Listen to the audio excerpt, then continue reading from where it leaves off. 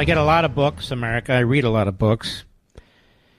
So I got, just yesterday, Charlie Kirk's brand new book, Right-Wing Revolution, How to Beat the Woke and Save the West. So I started reading it last night. I read it into this morning. I actually finished it.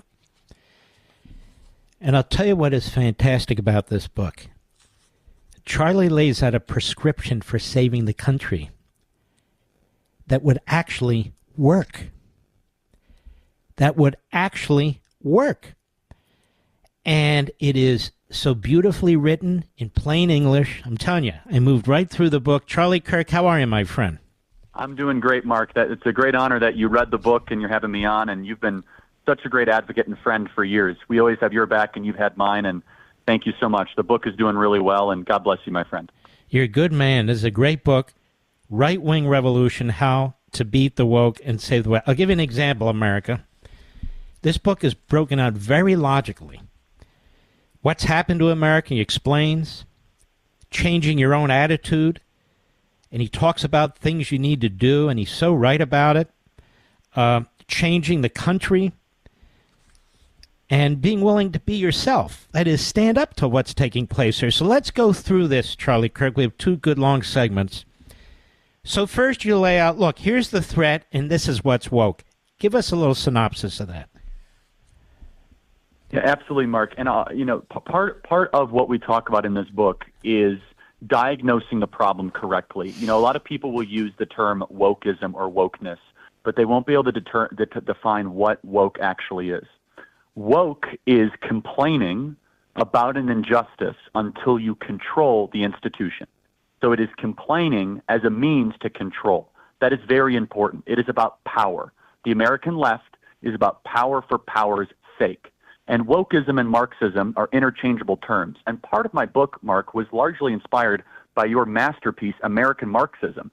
And I felt the need to try to say that we need a counter-revolution to this Marxist movement. Now, when I use the word revolution, some people in the conservative movement, they say, I don't like that term. And understandably, they think about the French Revolution or the Russian Revolution. But we forget about the American Revolution, that we need a revolution back to our roots, a revolution that puts the people at the forefront and at the center. And one of the chapters that I really want to isolate is one that I think your audience will appreciate, curing red state laziness. The amount of power that we have in the red states in this country and the lack of action is remarkable. For example, let's take the state of Oklahoma. Oklahoma has 77 counties. Donald Trump won every single county in 2016, every single county in 2020. Despite that, Oklahoma State University, University of Oklahoma, have some of the worst transgender, critical race theory, diversity, equity, inclusion, taxpayer-funded programs in the country. So it's one thing to complain about wokeism, but why are our red states subsidizing it? So we need to now say, wait a second, in the reddest state of the red part of this country, we're not able to do what Ron DeSantis did in Florida, which is completely defund these universities, and especially the CRT and DEI elements of it. And when you understand the woke or the Marxists, they do not give an inch. Wokeism is predatory. It is bureaucratic. Wokeism is also easily defeated if you don't play their game. Their game is about a means of controlling you by weaponizing name-calling. You're a racist. You're a sexist. You're a misogynist. You're a homophobe. Do not accept the terms of their debate. Dismiss it. Double down. Triple down. And so what we articulate in this book, and Mark, you've played a huge role in my intellectual formation for years, is that we, the people, deserve a true opposition party in this country. That for far too long we have had the Vichy French Republicans, and excuse the graphic nature of that, but it's true. We're the ruling class Republicans who do not represent their voters, and it is time for a revolutionary movement first within the Republican Party and then within the country to counter this Leviathan that is currently enveloping the West. You know, you speak of this so beautifully, and yet you can only touch the tip of an iceberg in an interview like this. I want people to understand that Charlie gets into the red state laziness. These are the subchapters. That conservatives and Republicans seem to have this cult of defeat. They play the game, and then we walk away and say, we're not going to play that game. And he says, no, get into that game and beat them at their own game. In other words, again, he's laying out a strategy. Don't be intimidated by them. If they call you names, who cares? Confront them, and we don't mean in their face. We mean challenge them. Yeah. And you also talk about changing the country. What do you mean by that? Yeah, and that's what's changing the country is actually one of my favorite parts of the book. And because we start with changing your attitude and then changing the country.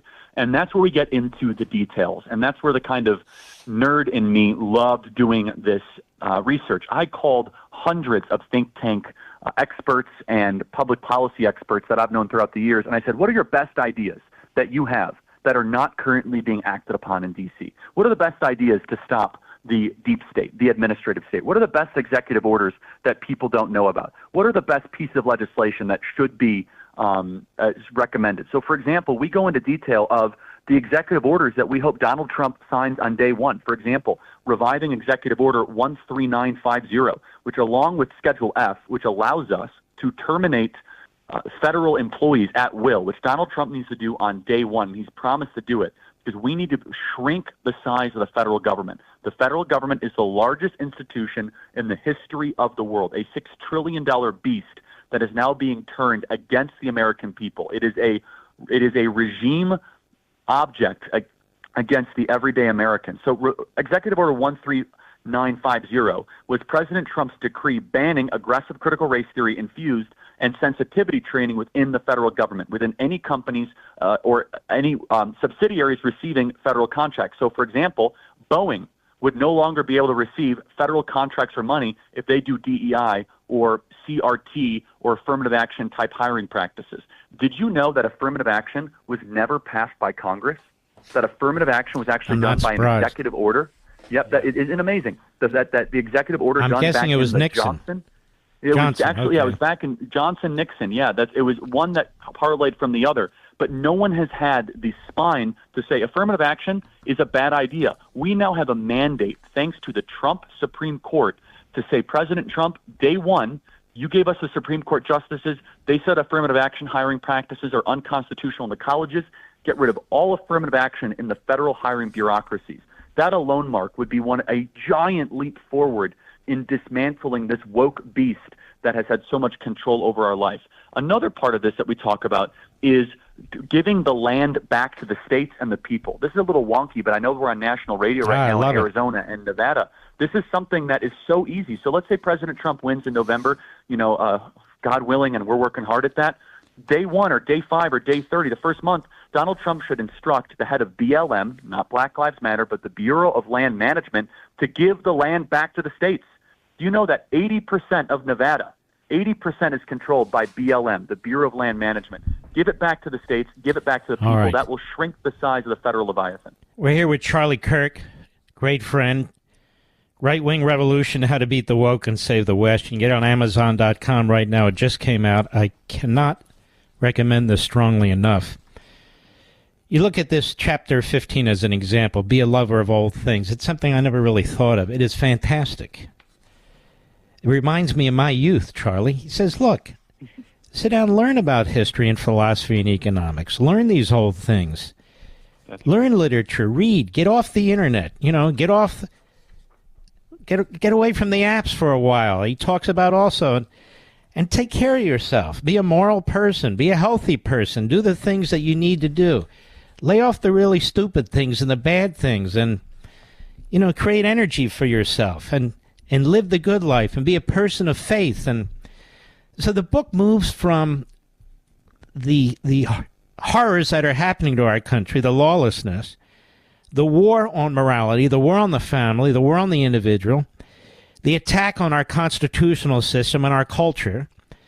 And he walks through here and he talks about, look, these are things we can do in states. Look, these are things we can do on the first day if we win the presidency. I mean, this is like a very comprehensive how-to book for the individual and for the country, Charlie. I strongly encourage people to get it. Right-Wing Revolution, Charlie Kirk, Amazon.com. When you were writing this book, what did you... Let me start from the beginning. Why did you decide to write this book? Well, yeah, thank you, Mark, and that's very kind of you. I decided to write it because I felt we were coming into an election year, and there was a little bit too much of doom and despair. We were under our own weight of negative thinking, and I think we needed a little bit of a blueprint what the individual can do. And it's more than just getting Donald Trump elected. That's obvious, okay? We know that. But I'm talking about how we can become complete and better citizens where we can challenge the administrative state and this totalitarian impulse in our country for the rest of our lives. And I've been doing this now for 12 years. I've been super blessed, Mark. We're fighting on high school campuses, college campuses. The organization is bigger than anything we could have ever imagined.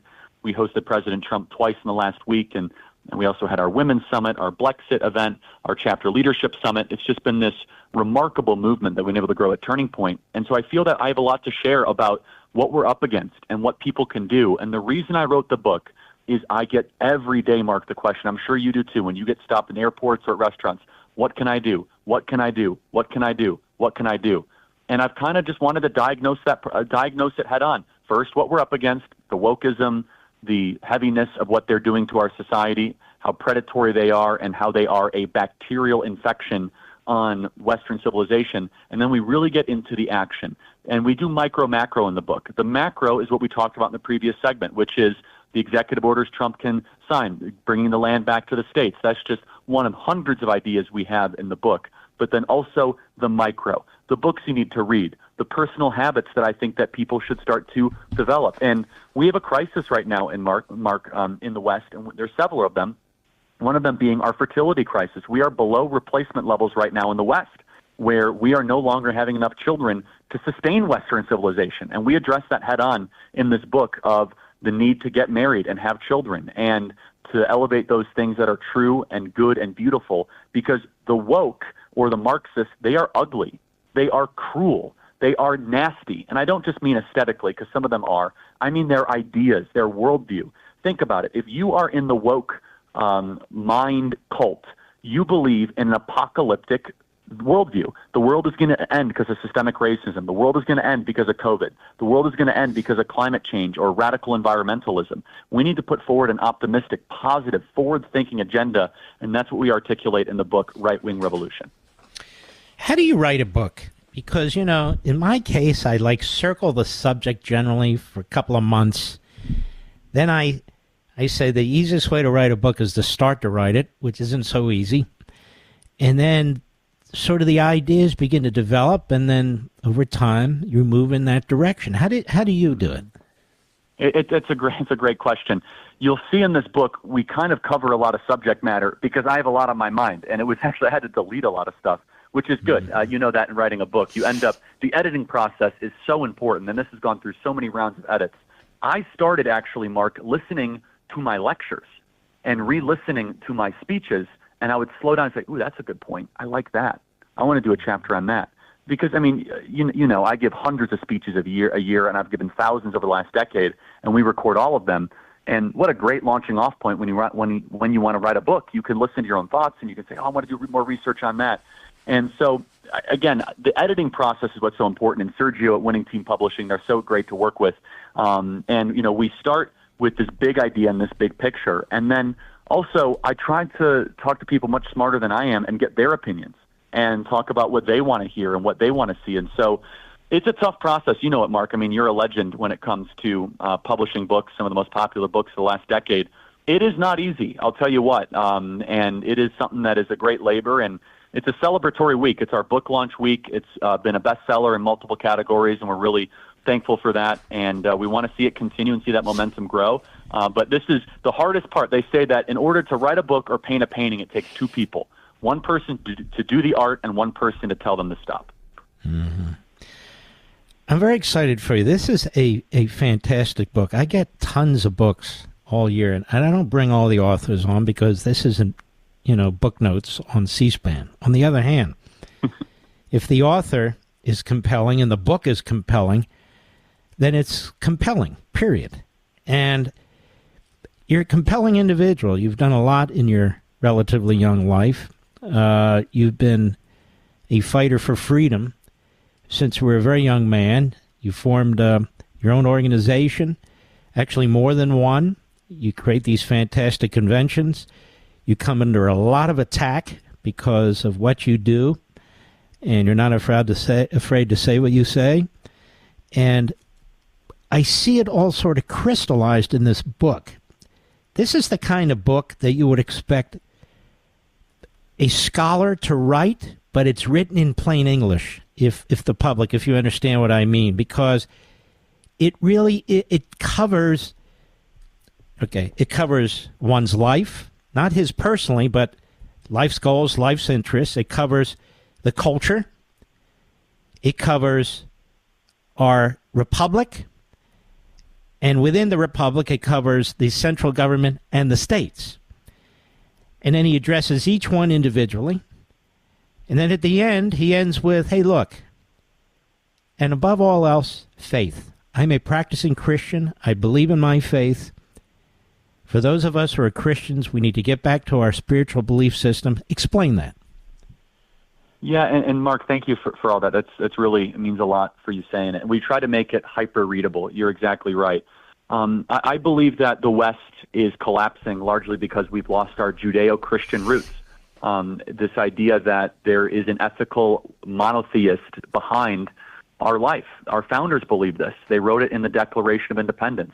The laws of nature and nature's God. They believed that many of them spoke fluent Hebrew. John Adams actually spoke fluent Hebrew.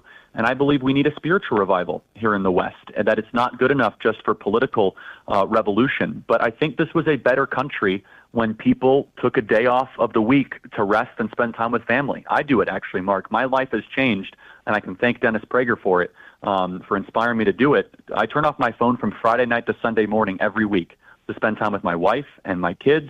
I am unreachable by the outside world, and I no longer read the news.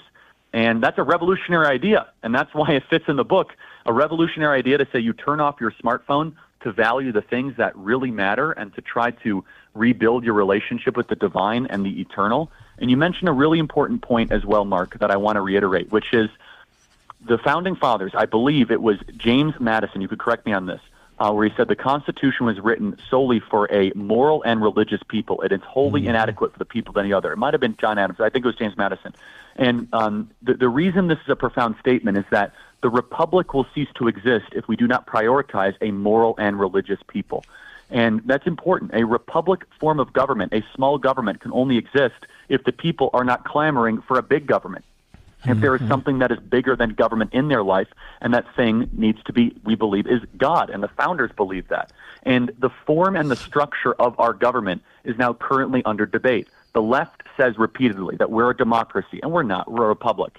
But what they're really saying, and what we increasingly see in this country, Mark, is an oligarchy, is 7 or 8 families that run the country, and 4 or 5 companies that run the country, and a massive federal leviathan that is at war with its own people. To restore a republic, a small r republican form of government, it's going to require the individual to take responsibility and sovereignty of their life. If we want a republican form of government as the founders intended, we believe that the people are sovereign, but we must first act with action to believe it and to revitalize the West. Folks, I think you'll really be fascinated by this book, and I actually think you're going to be inspired by this book, Right-Wing Revolution, How to Beat the Woke and Save the West. You go to Amazon.com right now. They'll deliver it to your door tomorrow. You've got a great publishing group there, Winning Team Publishing, and our buddy Sergio Gore, who's a dear friend of both of ours, as you're a dear friend of mine and my wife. Folks, again, I want to encourage you to grab a copy of this book. And you know what else? A lot of books are depressing. This book is not depressing. You're able to go through these depressing issues and say, hey, look, don't whine about it. Don't complain about it. Don't sulk about it. Here's some ideas on what we need to do about it. And so it's not a Debbie Downer book. It's a book that invigorates and inspires. Is that also part of the purpose of this book? No, that's right. And Mark, I want to celebrate one part. Thank you for mentioning it. It's so important. There is so much negativity in the conservative movement. Thanks to your work for decades, Mark, and the work of your patriots and your audience, we're in a better position when it comes to the Second Amendment than we were 20 years ago. We're in a better position when it comes to private property rights than we were 20 years ago when it comes to the federal bench. The Supreme Court is better than it was 10 years ago. We celebrate how we've actually won some things as a conservative movement. And how did we get there? What can we learn from it? Well, and also we're in a better position in the fight for life. If you think about the fight for life, the fight for the Second Amendment, you think about the idea of the federal judiciary. It was long-term planning never surrendering, never allowing the left to determine the terms of the debate, consolidating people and patriots of different backgrounds and different areas of the country, and having determined action. If you would have said 10 years ago that Roe versus Wade would be repealed, people would look at you funny. If you would have said, 15 years ago that you would have open carry reciprocity in almost every state across the country, and we'd have the Heller decision, they'd say, no way. In the late 90s, it looked like the Second Amendment was getting phased out. The Second Amendment is now more robust than any time in recent memory. And so it's an optimistic, forward-thinking book where we celebrate so many of our wins and we look forward of the country that we can renew. Look, we are a civilization in decline, and you know that, Mark. It's terrible to witness. And we kind of need to shake us up a little bit and say, we're still a great country. We have liquid gold beneath our feet and natural gas and oil reserves. We have 330 million people. There are more decent than indecent people in this country. Every one of our problems, and we say this in the book, is self-inflicted. Nobody is making this happen to us. Decline is a choice. An open border is a choice. Inflation is a choice. Debt is a choice. And so we need to choose to no longer do those things. We believe a big part of that choice is getting Donald Trump back into the Oval Office, but it needs to be a complete, nationwide, citizen-first revival and revitalization. I believe our best days can be ahead. And I'm not just giving that cliche Morning in America speech that so many of these rhino politicians give. I believe truly, and I've traveled this country, I've been in the grassroots, I know the people. They are begging for that kind of revival. We put forward what we believe is the best path for that kind of a blueprint, because we have so much to be thankful for. This is still a great country, the greatest in the world. We need to change the attitude, change the mindset, because everything that is happening right now is a series of choices with dire and heavy consequences. And I'm going to continue to bet on the American people. I really will. I think the combined wisdom of the American people far supersedes the arrogance and the mistakes of America's ruling class. And I think November will be the first chapter in that national revival. Well, you hear it, folks. You hear the excitement. You hear the passion. It's all in the book, and then some. Very, very important book, Right-Wing Revolution, How to Beat the Woke and Save the West. I'm telling you now, you're going to read this and you're going to say, man, oh, Manischewitz, as we say, and you're going to like it a lot. Go to Amazon.com, Amazon.com. We have it on all our platforms. I wouldn't wait. I would get it now, have it show up right at your door tomorrow. The book is Right-Wing Revolution, and it's even bigger than that. It's an all-encompassing book, and by the time you're done, you're going to be really enthralled. Charlie Kirk, thank you, my brother. You take care of yourself, and good luck. God bless you, Mark. You've been so good to me. God bless you. Thank you so much. You too. God bless.